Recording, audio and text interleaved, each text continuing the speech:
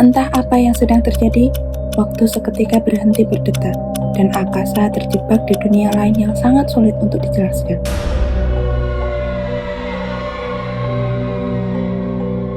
Perhatian, apabila di dalam cerita terdapat kesamaan dalam penyebutan nama, tempat, atau karakter, hal tersebut semata-mata merupakan ketidaksengajaan. Cerita ini bertujuan untuk menghibur dan semoga memberi dampak manfaat untuk kalian yang menonton. Selamat menonton! Akasa dikenal sebagai sosok pendiam di kantornya. Bekerja hanyalah rutinitas, kewajiban yang harus dijalankan untuk memenuhi kebutuhan sehari-hari. Ia menyelesaikan tugas sebaik mungkin, lalu pulang untuk beristirahat. Begitu terus setiap hari, tidak ada yang istimewa. Ia tidak memiliki kendaraan pribadi. Untuk berangkat ke kantor, ia menaiki kereta api dan turun di stasiun terdekat dari tempat tinggal. Perjalanan dilanjutkan dengan motor yang dititipkan di parkiran umum. Semuanya berjalan biasa saja. Jam pulang kantor pukul 8 malam. Perjalanan dengan kereta ditempuh sekitar 2 jam. Ketika tiba di stasiun tujuan, waktu sudah menunjukkan pukul 10 malam. Stasiun sangat sepi, hanya gerbang kedatangan yang terbuka, sedangkan gerbang keberangkatan sudah tertutup. Tidak ada pegawai di sana, hanya beberapa penumpang yang turun di stasiun yang sama. Seperti Akasa, mereka segera menuju gerbang kedatangan untuk pulang. Tak ada yang saling mengenal. Sepertinya Akasa memang membatasi diri untuk berbasa-basi, meskipun mereka setiap hari turun di stasiun yang sama. Rutinitas itu selalu sama, hingga suatu malam, hal ganjil dialami oleh Akasa. Hari itu, Kamis malam Jumat, Akasa merasakan kebosanan yang luar biasa.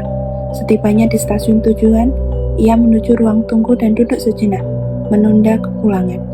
Ia menyandarkan punggung di kursi ruang tunggu, melamun sendirian, seakan meratapi kondisi hidupnya. Selang beberapa menit kemudian, dirasa rasa bosan sudah teralihkan, Akasa berniatan untuk beranjak pulang. Dan tiba-tiba, lampu stasiun mendadak mati. Di sana benar-benar gelap. Akasa sempat kebingungan untuk mencari pertolongan. Sedangkan semua pegawai stasiun sudah pada pulang. Cepat-cepat Akasa menyalakan lampu dari ponselnya. Saat cahaya menerangi bagian depan darinya, ruangan itu sepenuhnya tidak dikenali oleh Akasa. Berubah total. Itu bukan stasiun tempat ia duduk tadi. Akasa menengok ke kanan dan ke kiri, memastikan tempat apakah itu. Gedungnya berubah, bukan lagi gedung ruang tunggu stasiun. Ia menjadi gedung hanya batu-batu sederhana, di dalam ruangan yang penuh dengan sarang laba-laba, di mana-mana. Layaknya gedung kosong yang sudah tidak ditempati berpuluh-puluh tahun. Tidak ada orang di sana, gelap. Hanya ada cahaya lampu yang bersumber dari luar ruangan. Akasa bangkit dan melangkah keluar ruangan untuk memastikan keadaan. Bermodalkan lampu senter dari HP ala kadarnya, di luar ruangan kosong. Hanya ada pepohonan rindang dan lampu petromak yang tergantung di dinding-dinding. Seakan berada di zaman dahulu, zaman penjajahan. Suasananya sepi sekali. Akasa tidak tahu harus meminta pertolongan ke siapa. Karena tidak ada siapapun di sana, Akasa berniat kembali mengambil tasnya di tempat semula. Ia terkejut bukan kepalang. Ia melihat dirinya sendiri masih duduk di kursi ruang tunggu. Mata terpejam. Akasa berpikir mungkin ini hanya mimpi. Namun jika mimpi, mengapa semuanya terasa begitu nyata? Tiba-tiba di luar gedung terdengar sangat ramai. Banyak suara langkah kaki berlalu lalang. Akasa kembali melihat keluar. Dan lagi-lagi ia dikejutkan oleh wujud-wujud aneh yang tak pernah ia bayangkan sebelumnya. Ada makhluk raksasa bertubuh tinggi dengan bulu lebat dan mata merah menyala. Ada tubuh kurus berwajah sangat panjang, mulutnya menganga dengan darah yang terus menetes. Ada manusia berkepala hewan dan banyak lagi. Akasa mundur perlahan. Saat itulah semua makhluk itu menyadari keberadaannya. Ia mulai meyakini bahwa ini mimpi. Ia harus segera kembali dan menyadarkan diri. Ia berbalik dan menuju tubuhnya sendiri. Dalam hati ia merapal agar bisa kembali menyatu. Kemudian Akasa tersentak dan tersadar. Ia melihat sekujur tubuhnya, memastikan dirinya telah menyatu kembali. Lingkungan sekitar sudah berubah menjadi ruang tunggu stasiun seperti semula. Untuk sementara ini, ia meyakini bahwa kejadian tadi hanyalah mimpi. Ia mungkin tertidur saat duduk. Tak lama kemudian, sound system di ruang tunggu terdengar bergerak. Seakan mikrofon sedang distabilkan. Akasa terheran karena tidak ada pegawai di sana. Lalu terdengar suara besar menggema. "Akasa, segera kamu pulang, sebelum terjadi hal yang tidak kamu inginkan." Perasaannya semakin tidak nyaman. Bagaimana orang di balik mikrofon itu tahu apa yang baru saja terjadi? Ia bangkit perlahan. Suara itu kembali terdengar. "Jangan kau terima permen karet itu lagi dari orang itu." Tanpa mempedulikan siapa yang berbicara, Akasa mempercepat langkah keluar menuju parkiran motor dan segera pulang. Di atas motor, pikirannya dipenuhi tanda tanya tentang permen karet itu. Bagaimana suara tersebut tahu bahwa tadi ada seseorang yang memberinya permen karet? Seorang penumpang yang setiap hari turun di stasiun yang sama. Tiba-tiba ia teringat bahwa permen karet itu masih ada di dalam mulutnya. Ia segera meludahkannya ke pinggir jalan. Di dalam hati ia berkata, "Ada apa dengan permen karet itu?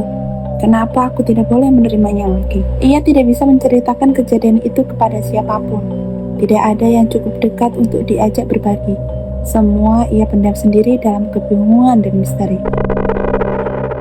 Keesokan harinya, dugaannya benar. Wanita yang duduk tepat di hadapannya kembali menawarkan permen karet. Di hari sebelumnya, karena rasa segan, Akasa menerima permen itu. Meskipun tidak langsung memakannya, ia simpan di saku. Bentuknya aneh, tanpa merek dan tidak berwarna. Ia baru mencobanya saat duduk di ruang tunggu, sambil merenung. Teringat pesan dari suara semalam, kali ini Akasa menolak pemberian itu. Wanita tersebut sempat memaksa dan menanyakan alasannya. Kejadian itu menarik perhatian penumpang lain.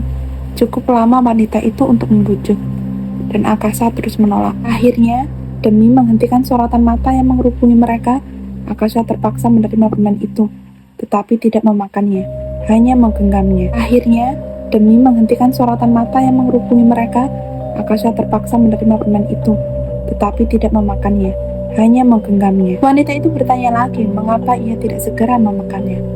Akasa menjawab singkat, ia belum ingin memakannya. Kali ini, wanita itu mengalah. Sesampainya di stasiun tujuan, setelah memastikan wanita itu telah pergi lebih dulu, Akasa membuang permen tersebut ke tong sampah. Ia tidak ingin mengulangi kejadian malam sebelumnya. Sejak itu, ia semakin berhati-hati berbicara dengan orang asing. Sampai saat itu, ia tidak bisa mengetahui suara di balik sound system. Tapi Akasa begitu mempercayai apa yang diucapkannya. Semenjak pertemuan yang tidak disengaja itu, sebagai sesama penumpang, Zephyr merasa beruntung bisa mengetahui bahwa ada seseorang laki-laki di hadapannya yang begitu tampan, sopan, dan mempesona. Selama 1 pekan perasaannya bercampur aduk, bahagia, penasaran, dan kecewa menjadi satu. Bahagia karena selama ini ia tidak pernah menemukan penumpang kereta setampan Akasa. Penasaran karena Akasa hanya diam, tidak pernah memulai percakapan seperti penumpang lain pada umumnya. Dan kecewa karena hingga 1 pekan penuh ia tidak pernah diajak berbicara lebih dari sekedar basa-basi singkat. 3 hari pertama, Zephyr belum yakin bahwa Akasa akan menjadi penumpang tetap di hadapannya. Namun ia menyadari pola para pekerja luar kota yang menggunakan kereta api. Biasanya mereka memesan kursi untuk 1 pekan penuh agar tidak kehabisan. Dugaannya benar. Hari keempat dan seterusnya, Akasa tetap duduk di kursi yang sama. Sejak saat itu, Zephyr mulai memaksimalkan penampilannya. Ia menggunakan parfum yang diberikan oleh dukung langganannya. Zephyr sudah terbiasa menempuh jalur hitam demi memperlancar keinginannya. Barangkali dengan cara itu, Akasa akan tertarik untuk sekedar mengobrol ringan. Namun hari keempat tidak membuahkan hasil. Zephyr pulang tanpa membawa perubahan apapun. Ia tak ingin membuang waktu. Ia takut Akasa sewaktu-waktu berpindah kursi atau bahkan berhenti menggunakan kereta itu. Maka sepulang dari stasiun, ia tidak langsung ke rumah. Ia mendatangi dukun langganannya. Dengan penuh ambisi, Zephyr menceritakan semuanya. Ia meminta sesuatu yang lebih kuat, sesuatu yang tidak lagi melesat dari targetnya. Memahami kebutuhan pelanggan setianya, sang dukun menyodorkan sebungkus permen karet panjang. Di dalamnya terdapat beberapa batang agar bisa digunakan berkali-kali jika satu tidak berhasil. Zephyr menerimanya dengan lega. Keesokan harinya, di dalam kereta, ia menawarkan permen karet itu kepada Akasa. Dan pertama kalinya, Akasa menerimanya. Hanya 1 kata yang keluar dari bibirnya. Terima kasih. Di momen itu, dia merasa sangat bahagia. Namun kebahagiaan itu tidak bertahan lama. Ia melihat permen karet tersebut tidak segera dimakan, melainkan hanya disimpan di saku. Saat itu ia tidak bisa memaksa. Itu adalah interaksi pertama mereka. Ia tidak ingin merusak kesan pertama. Ketika kereta tiba di stasiun tujuan, Zephyr melihat perubahan pola. Biasanya mereka berjalan beriringan menuju parkir motor. Namun hari itu, setelah menerima permen karet, Akasa justru menunggu di ruang tunggu. Zephyr memperhatikan dari kejauhan, tanpa sepengetahuan Akasa. Ia berharap permen itu segera dimakan, berharap hasilnya mulai terlihat.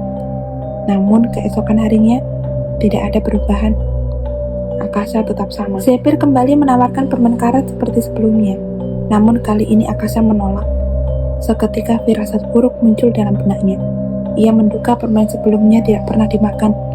Rasa geram mulai tumbuh. Ia tidak ingin menyerah. Ia terus membujuk, meskipun Akasa sudah terlihat enggan. Rayuan terus ia lontarkan hingga akhirnya, demi menghentikan perhatian penumpang lain yang mulai memandang, Akasa menerima permen itu kembali. Namun lagi-lagi permen tersebut hanya berada di genggam tangannya, tidak dimakan. Amarah Zephyr bergejolak dalam hati. Ia merasa dipermainkan oleh keadaan. Namun suasana di gerbong sudah cukup gaduh. Ia tidak ingin memperpanjangnya. Dalam pikirannya, ini bukan kesalahan Akasa. Ini kesalahan dukun andalannya. Sepulang dari stasiun, ia kembali mendatangi sang dukun dengan amarah yang tak tertahan. Ia memaki, mempertanyakan mengapa kali ini ia tidak berhasil. Zephyr sudah berkali-kali meminta barang pemikat untuk orang yang ia sukai, namun tidak pernah berhasil sepenuhnya. Sang dukun memotong keamarahannya. Dengan suara tenang, ia berkata bahwa semua itu akan percuma. Akasa bukan orang yang mudah ditembus. Ia orang yang kuat. Ia beriman. Banyak penjaga yang menyertainya. Saat ia masuk dalam perangkap, memasuki dunia hitam. Namun, penjagaan itu terlalu kuat. Ia kembali dengan selamat. Akasa bukan lawan yang setimpal. Sang dukun menyarankan Zephyr mencari target yang lain yang lebih mudah dipengaruhi. Akasa bukan orang yang pertama yang ia incar, dan lagi-lagi, semua barang pemikatnya selalu kalah oleh iman dan ketaatan targetnya. Nah, bagaimana? Zephyr selalu terpikat pada orang-orang dengan aura baik. Ia bisa merasakan itu sejak pertama bertemu.